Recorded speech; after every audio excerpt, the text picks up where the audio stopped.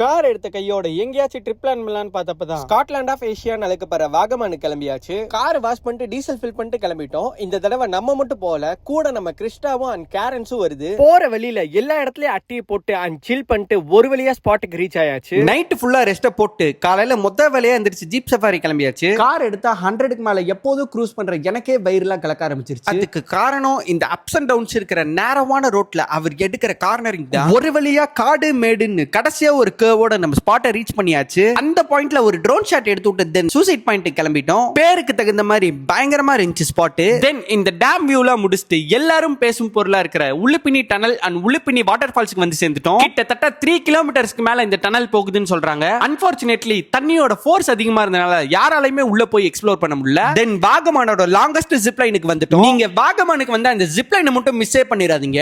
அவ்வளவு சூப்பரா இருந்துச்சு. ஹைட்டை பார்த்து பயப்படாம அட்ரினலின் ரஷை என்ஜாய் பண்ண கத்துக்கோங்க. தென் சாப்பிட்டு வந்த வழியை பார்த்து கிளம்பிட்டோம். அடுத்த வீடியோல பார்க்கலாம். பாய்.